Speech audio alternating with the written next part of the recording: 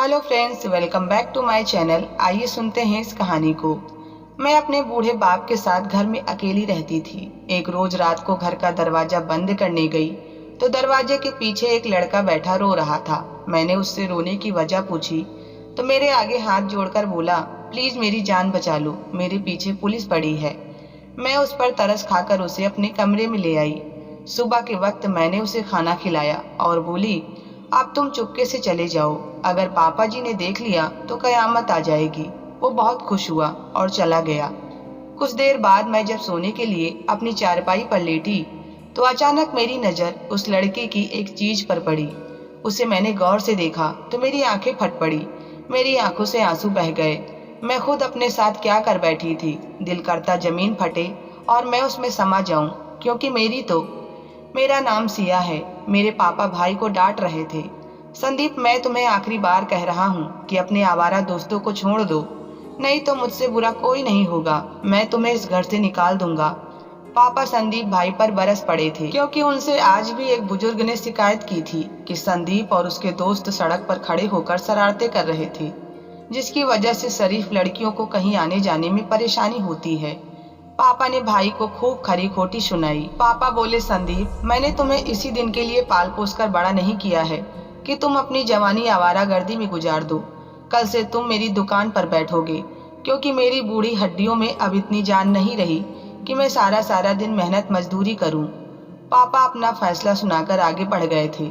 संदीप भाई मुझसे उम्र में 4 बरस बड़े थे, मगर मेरी इज्जत ऐसे करते थे जैसे मैं उनसे उम्र में बड़ी हूँ। मम्मी के निधन के बाद पापा ने हम दोनों को पाला था, और जब मैं बड़ी हो गई तो घर के कामकाज की जिम्मेदारी मैंने ले ली थी। भाई ने जब बात किया तो मैं बोली, भाई एक बात तो बताएं, अगर मुझे कहीं बाहर जाना हो और सड़क पर कुछ लोफर लड़के खड़े हंसी मजाक कर रहे हों तो क्या आपको ये सब अच्छा लगेगा? भाई ने इनकार में सिर हिला दिया तो मैं बोली, भाई फिर आप पापा की बात मान ले और दुकान संभाले। भाई बोले, सिया तुम ठीक कह रहे हो, अब से मैं ख्याल रखूंगा और कल से मैं पापा की दुकान पर भी जाऊंगा। मैं भी बेइंतहा खुश हो गई और घर के कामकाज करने लगी। तभी भाई घर से बाहर निकल गए।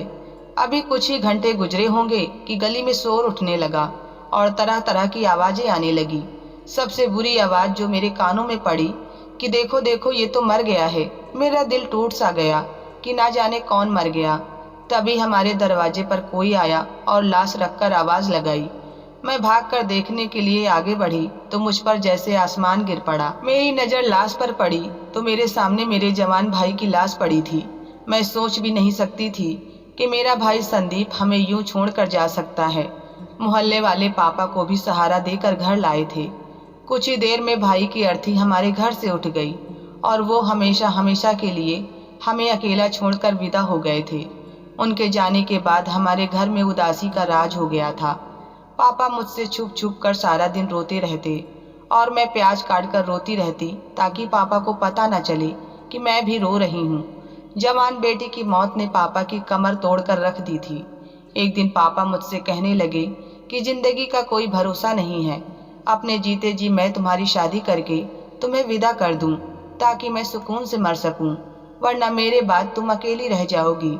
पापा मेरे रिश्ते की तलाश में मारे मारे फिरते थे, मगर अच्छा रिश्ता मिलना एक बहुत ही मुश्किल काम बन चुका था। लोग किसी की मजबूरी में भी अपने लालच को हाथ से जाने नहीं देते। रिश्ते वाले सबसे पहले यही सवाल करते हैं कि इस लड़की का जवान भाई मर गया है, बाप बूढ़ा है, दहेज में क्या दे सकते हैं।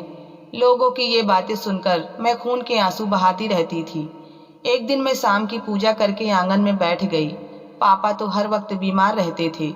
वो दवा खाकर गहरी नींद में सो चुके थे, जबकि नींद मेरी आंखों से कोसों दूर थी। मैं भाई को याद करती जा रही थी। फिर अपने कमरे में सोने के लिए चली गई, मगर सो न सकी।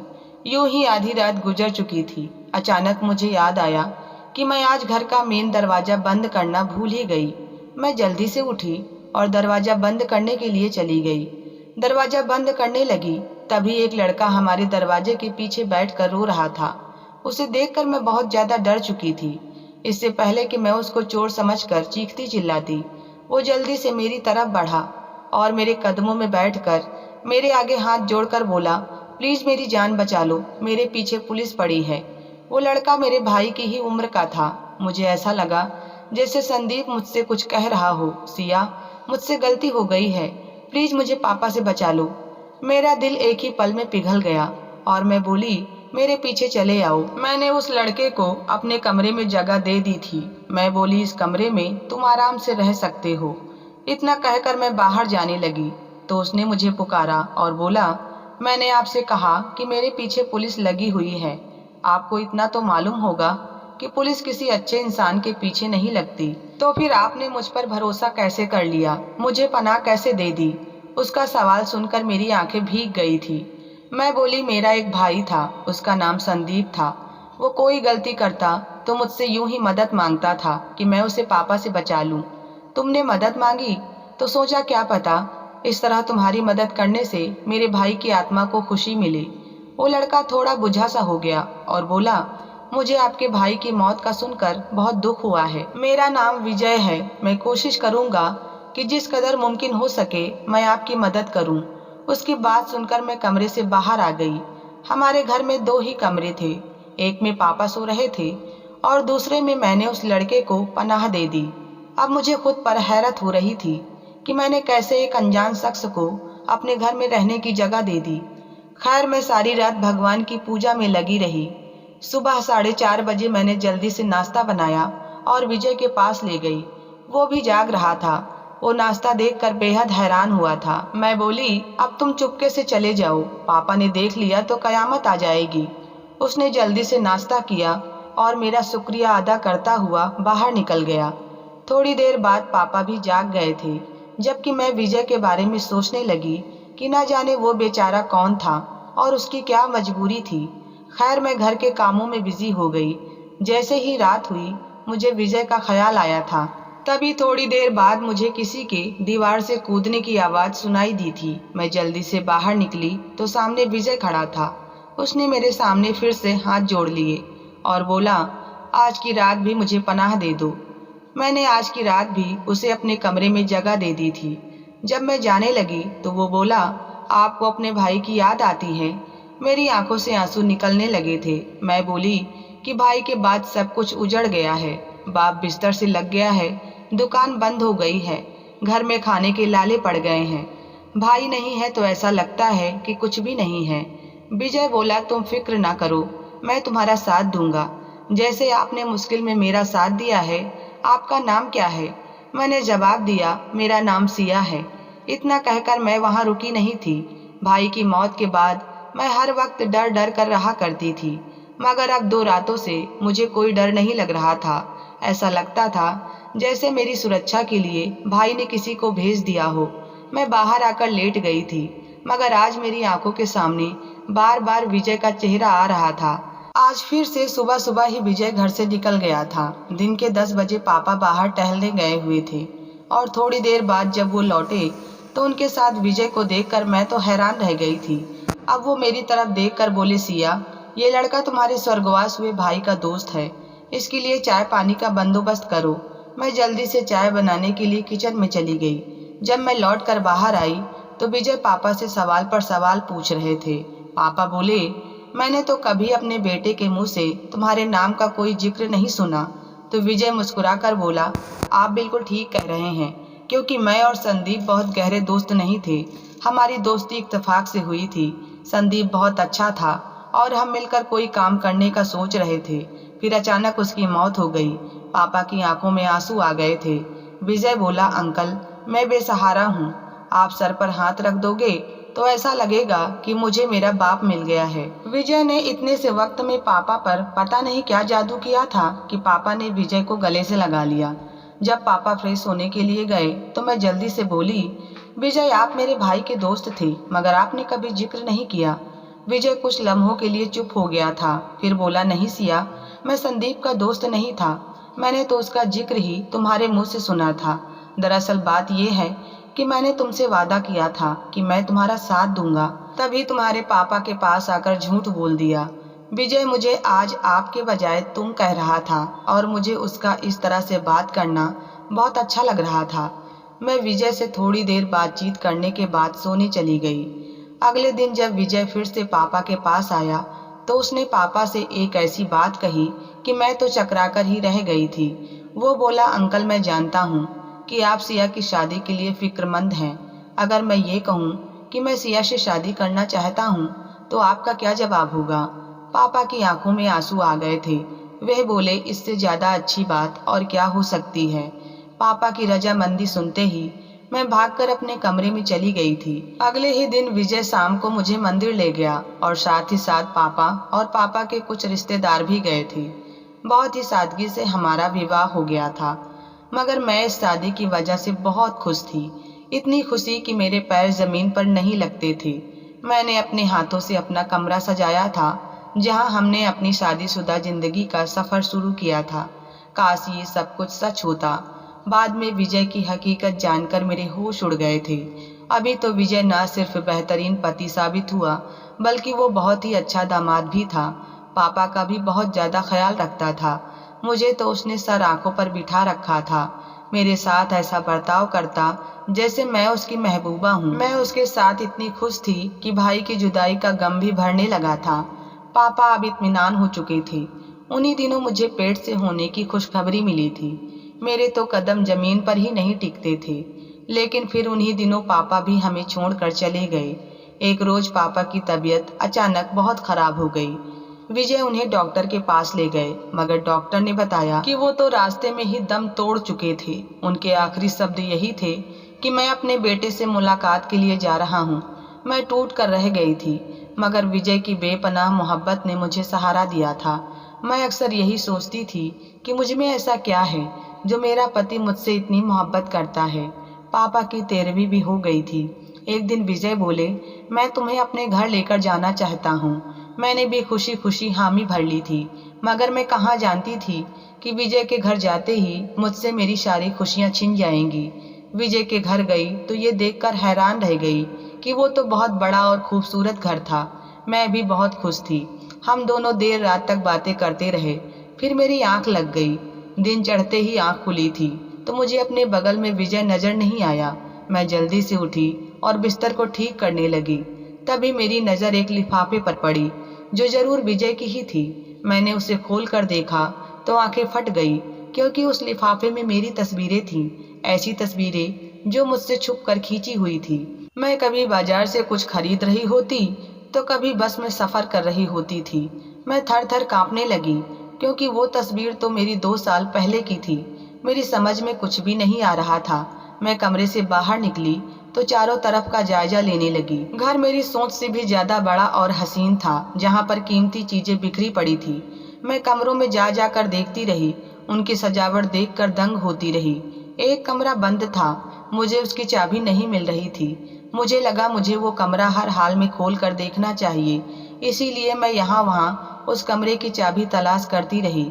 आखिरकार बड़ी कोशिशों के बाद मुझे वो चाबी अलमारी से मिल ही गई थी। मैं जल्दी से उस कमरे की तरफ गई और जैसे ही मैंने वो कमरा खोला तो मेरी आंखें पथरा सी गई थी। वहाँ बेड पर मेरे भाई संदीप की शर्ट पड़ी थी, क्योंकि उस शर्ट पर मैंने धागे से संदीप लिखा था। मैंने एक ही नज़र में उसे पहचान लिया था। मैं घबराती हुई आगे बढ़ी और भाई की शर्ट को गले से लगाकर रोती रही। रो रो के मेरी हिचकी बन गई थी। एकदम से कमरे का दरवाजा खुला और घबराया हुआ विजय कमरे में आया और बोला, सिया तुम यहाँ क्या कर रही हो? मैं चीखने लगी और बोली, तुम मुझे ये बताओ कि मेरे भाई की शर्ट यहाँ क्या कर रही है? तुम कौन हो? तुम्हारा मेरे भाई से क्या ताल्लुक था? विजय बोला, क्या मतलब? तुम्हारे भाई की शर्ट है? ये तो मेरी शर्ट है। मैं तो तुम्हारे भाई से कभी मिला ही नहीं था। मैं आगे बढ़ी और विजय का हाथ अपने सर पर रख कर बोली, तुम्हें मेरे होने वाले बच्चे की कसम, मुझे सब कुछ सच सच बता दो। विजय ने अपना सर थाम लिया और वो बेड पर बैठ गया। उसकी आंखों से आंसू बहने लगे थे। वो बोला, सिया मैं तुमसे बहुत ज्यादा मोहब्बत करता हूँ। एक दिन मैंने तुम्हें बाजार में चूड़ियाँ खरीदते हुए देखा था। बस उसी दिन से मुझे तुमसे मोहब्बत हो गई थी। मैंने सोच लिया कि हर हाल में तुम्हें पाकर ही रहूंगा, इसीलिए मैंने तुम्हारा पीछा किया। जैसे जैसे वक्त गुजरता गया मैं तुम्हारे इश्क में दीवाना होता जा रहा था। मैं एक बहुत बड़े रईस की इकलौती औलाद हूँ। आज तक मैंने जिस चीज पर हाथ रखा था वो मुझे जरूर मिली है। फिर यह कैसे हो सकता था कि मैं अपनी जिंदगी की मोहब्बत से ही दूर हो जाता? इसीलिए मैंने तुम्हारे भाई संदीप के साथ दोस्ती कर ली। मैं संदीप के साथ हंसी मजाक करता रहता था। एक दिन मैंने सब दोस्तों के बीच गलती से संदीप को अपना साला कह दिया था। इसी बात पर संदीप मुझसे खफा हो गया। मैंने उसे बहुत मनाया मगर वो राजी न हुआ। फिर मैंने संदीप को बता दिया कि मैं तुम्हारी बहन सिया से मोहब्बत करता हूँ और उससे शादी करना चाहता हूँ। तब वो बोला कि अगर तुम हीरे के भी बनकर मेरे सामने आ गए तब भी मैं अपनी बहन का हाथ तुम्हारे हाथ में नहीं दूंगा। मैंने उसे बहुत समझाया मगर उसने मुझसे जिद बांध ली थी। फिर इसी बात पर एक रोज हमारा झगड़ा हो गया। मैंने उसे धक्का दिया तो वो सड़क पर जा गिरा और उसकी टक्कर एक गाड़ी से हो गई। संदीप उसी वक्त दम तोड़ दिया था। मेरी नीयत उसे मारने की नहीं थी, ये सब हादसे के तौर पर हुआ था। मगर उसके किसी दोस्त ने मुझे धक्का देते हुए देख लिया था। उसने मेरे खिलाफ थाने में मुकदमा दर्ज करवा दिया था कि मैंने ही उसे मारा है। पुलिस मेरी तलाश में थी मगर मेरा बाप बहुत पहुंच वाला आदमी था, इसलिए पुलिस वाले छापा मारने से पहले ही मुझे खबरदार कर दिया करते थे। उन रातों में मैं तुम्हारे घर आने लगा था। जाहिर सी बात है कि जिसके घर का व्यक्ति मरा हो उसके घर में तो छापा नहीं पड़ता। तुमने मुझे पनाह दे दी। अगर मुझे पुलिस पकड़ भी लेती तो भी मुझे सजा नहीं दे सकती थी। मैं फूट फूट कर रोने लगी थी। मैंने खुद को मारना पीटना शुरू कर दिया था। मैंने अपने भाई के कातिल को क्यों पनाह दी थी? विजय जल्दी से आगे बढ़ा और बोला, तुम खुद को मत मारो। देखो मेरी नीयत उसे मारने की नहीं थी। तुम्हें कुछ हो गया तो मैं मर जाऊंगा। अब तो भगवान हमें औलाद भी देने वाला है। सिया, मैं तुम्हारे बगैर कुछ भी नहीं हूँ। तब मैं गुस्से से बोली कि मुझे कुछ वक्त अकेले में गुजारना है। तुम थोड़ी देर के लिए कमरे से बाहर निकल जाओ। वो जाना नहीं चाहता था। उसे डर था कि मैं खुद को नुकसान न पहुंचा दूं, लेकिन मैंने उसे धक्के देकर कमरे से बाहर निकाल दिया था। मैं ये सब कैसे सह लेती कि मेरे भाई का कातिल मेरा पति बन चुका था, मेरे बच्चे का बाप बनने वाला था। मैं चाहती थी कि मैं उसे सख्त से सख्त सजा दिलवाऊं, मगर उसने खुद ही बता दिया था कि पुलिस उसका कुछ भी नहीं बिगाड़ सकती थी। इसलिए मैंने एक बहुत ही सख्त फैसला कर लिया था। मैं अगले रोज अपने घर आ गई थी और अपने पड़ोस की दादी अम्मा को सारी बातें बताई। वो बहुत ही धार्मिक प्रवृत्ति की थी। सारी बात सुनने के बाद बोली, बेटा, तुम्हारे पति ने तुम्हारे भाई को सिर्फ धक्का दिया था। तुम्हारे भाई की मौत गाड़ी की टक्कर से हुई है। वैसे भी उसकी नीयत उसे मारने की नहीं थी। अब तुम्हारा पति तुमसे माफी भी मांग रहा है। बेहतर यही है कि तुम उसे माफ कर दो। ये मामला भगवान पर छोड़ दो। माफ करने वाला आदमी भगवान को बहुत पसंद है। दादी अम्मा ने मेरा दिल नरम कर दिया था और मैंने यह मामला भगवान पर छोड़ दिया था। मैं जैसे मायके गई थी वैसे ही वापस आ गई। शाम को विजय आए तो उन्होंने एक बार फिर मेरे कदमों में बैठकर माफी मांगी और कहा कि मेरा यकीन करो, तुम्हारे भाई की मौत हादसे के तौर पर हुई थी। मैंने उसे नहीं मारा। मैंने अपना दिल साफ करके उसके साथ जिंदगी गुजारने का फैसला कर लिया था। आज इस बात को कई साल गुजर चुके हैं। विजय और मेरी जिंदगी बड़ी खुशहाली के साथ गुजर रही है। मेरे 2 बच्चे भी हो चुके हैं। मैंने सब कुछ भुलाकर दिल से विजय को माफ कर दिया था। तो दोस्तों, आपको ये कहानी कैसी लगी कमेंट में ज़रूर बताएं। पसंद आई हो तो लाइक सब्सक्राइब करना ना भूलें। धन्यवाद।